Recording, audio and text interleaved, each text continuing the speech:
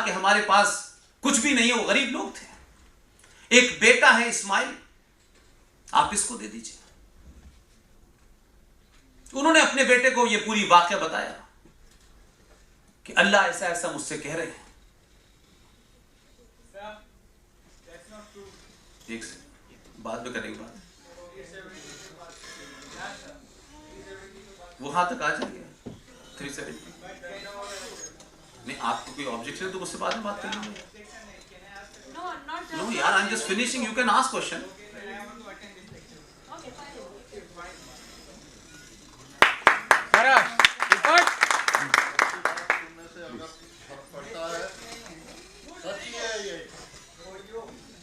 ठीक ठीक, no problem.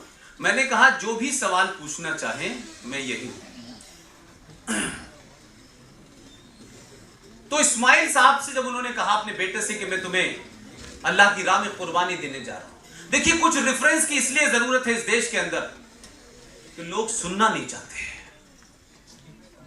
उनके कानों को वही अच्छा लगता है जो वो 70 साल से झूठ सुन रहे हैं।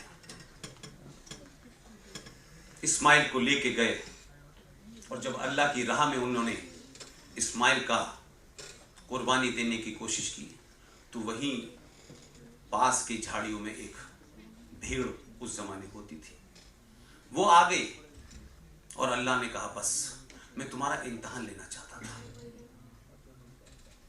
तो बेटा जो था उनका, जिसको बाद में कहा जाता है कि वो भेड़ की शक्ल में तब्दील हो गया, ये एक कहानी हो सकती है, लेकिन सच बात यह थी कि सबसे नजदीकी इस चीज की कुर्बानी मांगी थी।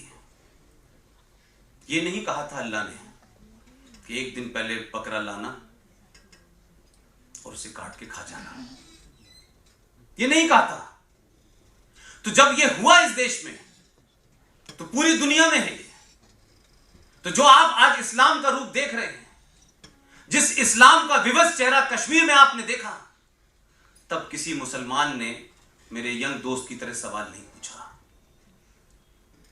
कि जम्मू कश्मीर के अंदर एक राज भारत के अंदर इस्लामिक स्टेट बन गया। संवैधानिक तौर पे आपने जम्मू कश्मीर में जो जघन्य अपराध किए हैं उसके लिए दुनिया की कोई माफी नहीं मिल सकती आपको। 370 सुनना चाहते हैं, 35 पे सुनना चाहते हैं, रोशनी एक्ट सुनना चाहते हैं, कितने एक्ट बताऊं?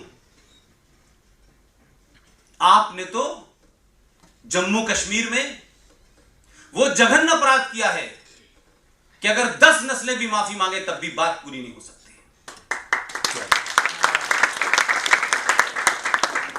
जम्मू कश्मीर के अंदर आप मुझे बताएं, आज कर्फ्यू है? कर्फ्यू लगा हुआ है। आज पूरे देश में एक चर्चा क्या हो रही है कि जम्मू कश्मीर में नेट नहीं चल रहा। आपका सोशल लेवल इतना हाई चला गया है कि नेट न चलने पे चिंता हो रही है। मेरा गुस्सा एज एन इंडियन, अब आप उसको हिंदू कह लें, राष्ट्रवादी कह लें, या आप उस कॉलम में ले जाएं, कश्यप ऋषि की धरती, कश्यप ऋषि के वंशज जो उस कश्मीर के मूल निवासी थे, दुनिया में प्रख्यात पंडित थे। कोई दुनिया का देश ऐसा नहीं है जहां कश्मीरी ब्राह्मण न गया। उसी कश्यप ऋषि के देश में जिहादियों ने धर्म का इस्तेमाल करके, कुरान का इस्तेमाल करके 1990 में हर मस्जिद से नारे लगे और वो जनरेशन अभी हमारी जिंदा है। कई पत्रकार, जर्नलिस्ट, बड़े बड़े एंकर आप देखते हैं, वो सब उसके मारे हैं। किसी का भाई मारा गया है, किसी की मां मारी गई है। मारने के लिए कोई अमेरिका से और पाकिस्तान से आतंकवादी नहीं आए थे, पड़ोसियों ने मारा। 2500 लोगों को आपने रेप किया, मर्डर किया। अपने ही देश में उनको कश्मीर से यह पता नहीं था कि कल कहां जाएंगे। कुछ भाग के बॉम्बे चले गए, कुछ यहां गए, वहां चले गए, पूरे देश में फैल गए। आप मुझसे जो उम्र में 10 साल बड़ा हो, कोई अखबार, कोई टेलीविजन, कहीं कोई धरना, कोई प्रदर्शन, ये जो गंगा जमुना तहजीब का फ्रॉड फैलाया था, ये भाई भाई का फ्रॉड फैलाया था, ये 19 जनवरी 1990 को वो कश्मीरियत कहां मर गई थी कि जिन लोगों ने तुम्हारे बच्चों को पढ़ाया, जिन लोगों ने तुम्हें चलना सिखाया, जिन्होंने तुम्हें तालीम दी, एक बच्चे को, एक टीचर की कहानी इसलिए बता रहा हूं कि वो बार बार कहकर के मुझे यह बताना पड़ता है कि जिन लोगों ने यह कृत्य किया उसमें कितनी नफरत थी। एक बच्चे को एक लेडी ने स्कूल में पढ़ाया, हाई स्कूल में पढ़ाया, 12th में पढ़ाया, वो लेडी रिटायर हो गई। वो बच्चा उसके पड़ोस में रहता था। 19 जनवरी की रात को वो बच्चा जो जवान हो चुका था, उसी अपनी टीचर के घर घुसता है। इस पूरी घटना को मैं वर्णन इसलिए ऐसे करना चाहता हूं ताकि आप ये सोचें कि आवेश में, गुस्से में तो बहुत कुछ हो जाता है, लेकिन क्या इस ऑर्गेनाइज तरीके से, इस सोच के साथ वो लड़का अपने घर से निकला। पड़ोस में रहती थी वो टीचर, रिटायर हो गई थी। उस टीचर ने पूछा, अरे तुम कैसे आए? वो आगे बढ़ा, उसने अपनी उस टीचर को गिराया, रेप किया और 56 टुकड़े कर दिए उसके। और आप कहते हैं कि हिंदू मुस्लिम भाई भाई, आप कहते हैं कश्मीरियत, तो इस कश्मीरियत कहां मर गई थी? ये जो ट्रक में भर के जा रहे हैं आज कश्मीर में देखने के लिए कि इंटरनेट नहीं है उनके पास। कभी 30 साल में कश्मीरी पंडितों ने, जो 5.5 लाख हैं, देश भर में फैले हुए हैं, कोई चाय की दुकान चला रहा है, कोई सिगरेट की दुकान चला रहा है, किसी नेता ने, किसी इंटेलेक्चुअल ने उनसे पूछा कि तुमने अपनी 30 साल में दिवाली कहां मनाई थी, जो बकरीद मनाने के लिए परेशान है। यार please don't disturb me like this यार। तो भाई साहब, आप भी बाकी लोग सुन रहे हैं ना, ये बाकी लोग भी सुन रहे हैं। दिस इज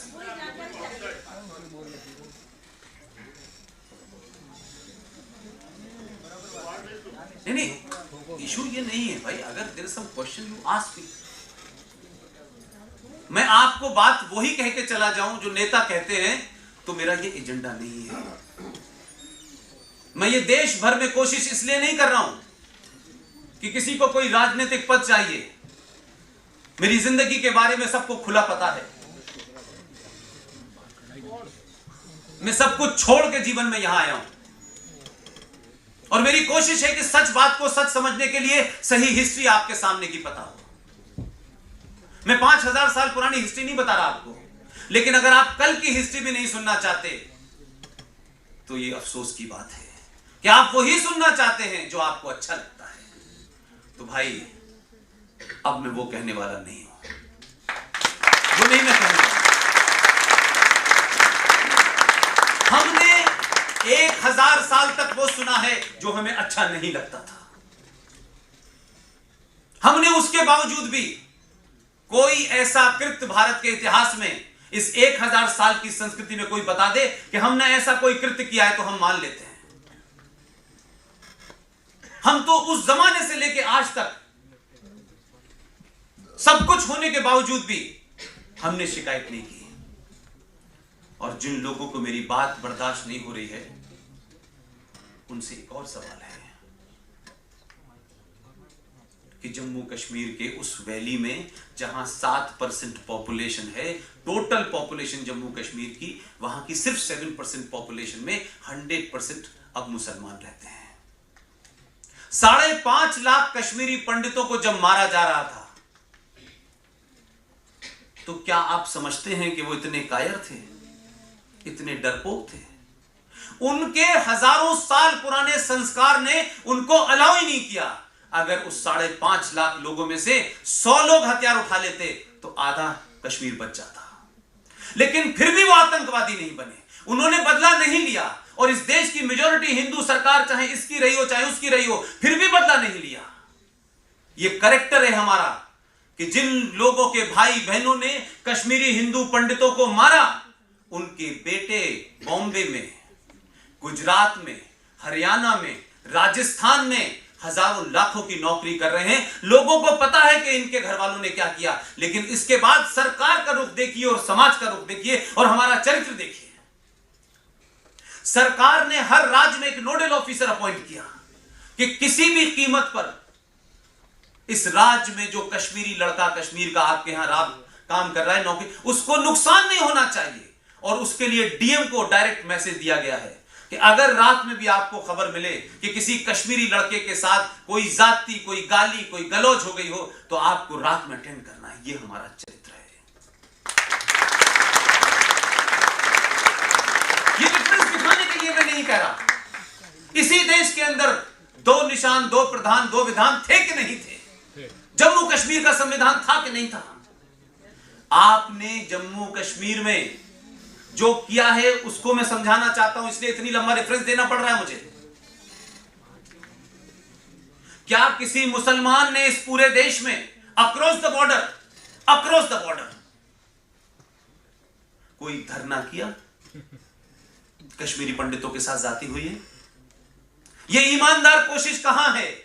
तो ये जो फ्रॉड है ना इस देश के अंदर, कुछ लोग बुरे हैं तो अच्छे कहां हैं? कहां है अच्छे? वो अच्छे ही तो प्रॉब्लम है मेरी। आप कहते हैं कि चंद लोग बहक गए हैं।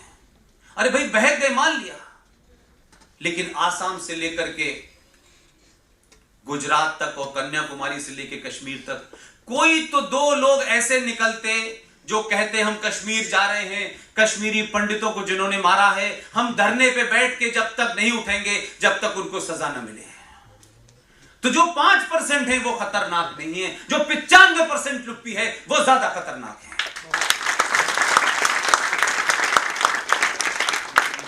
तो आपने संविधान के अंदर एक नाजायज धारा को लिया, उसके बारे में कभी उन्होंने चर्चा नहीं की। अगर इसी किस्म की कोई धारा भारत के संविधान में जोड़ दी जाती, कुछ ऐसा कह दिया जाता, ओहो, तो बवाल हो जाता इस देश के अंदर। सड़कों पे सरकार को जवाब देना पड़ता। लेकिन जम्मू कश्मीर के अंदर आर्टिकल 35 पे पहली बात नाजायज था, जिसे कोर्ट ने एक्सेप्ट करके हम लोगों की PIL के ऊपर अभी चर्चा चल रही है। उनको तो पता नहीं था कि हम कोर्ट में बहस करेंगे, वो बहस कर रहे हैं, किसी ने फैसला दे दिया। तो अब संकट ये है, वो क्या दें? जो उनको काम करना था वो किसी और ने कर दिया। तो आप मुझे मैं पूछना चाहता हूं उन तमाम लोगों से जो लिबरल हैं, जो बार बार लिबरल के नाम पे एक नया किस्म का फ्रेज गढ़ते हैं। भारतीय समाज और इस समाज की मिट्टी में, इस देश की धरती के अंदर इनबॉर्न सेकुलरिज्म है। इस समाज को संविधान से सेकुलर होने की जरूरत ही नहीं थी। यह भी एक गलत फ्रॉड है कि संविधान में जो सेकुलर है उसको आप कहते हैं धर्मनिरपेक्ष। यह भी ट्रांसलेशन गलत हुआ है। सेकुलरिज्म का ट्रांसलेशन धर्मनिरपेक्ष नहीं है। अगर धर्मनिरपेक्ष हो गया तो फिर हाहाकार मच जाएगा। ये इसका ट्रांसलेशन है पंथ निरपेक्ष। क्योंकि हमने गलत पढ़ा, गलत बता रहे हैं।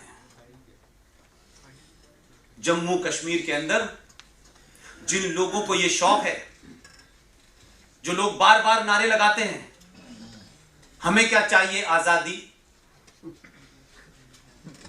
फिर आजादी की बात हुई तो जम्मू कश्मीर में तो जायज नाजायज तरीके से संवैधानिक तौर पर उसके अलावा भी इतनी चीजें दी गई और 7% लोगों को अपीज करने के लिए 90% population of Jammu and Kashmir was not asking any kind of आजादी और स्लोगन एंड एनीथिंग। 93% सिर्फ कश्मीर वैली के अंदर जो 7% लोग हैं जो सीधे जन्नत से आए हैं उन्हीं को चाहिए था। जम्मू को नहीं चाहिए था, लद्दाख को नहीं चाहिए था। और अभी भी आप क्या रिएक्शन देख रहे हैं? एक रिएक्शन, जम्मू कश्मीर में कर्फ्यू लगा है।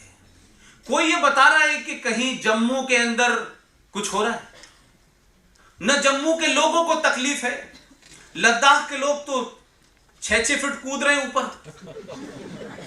तो सारी तकलीफ उन लोगों को है जिन्होंने बेईमानी से दिल्ली को ब्लैकमेल करके, पड़ोसियों को ब्लैकमेल करके आपने नाजायज तरीके से अपनी सत्ता बना ली थी, और उस सत्ता में आप किसी तीसरे को आने देना नहीं चाहते थे।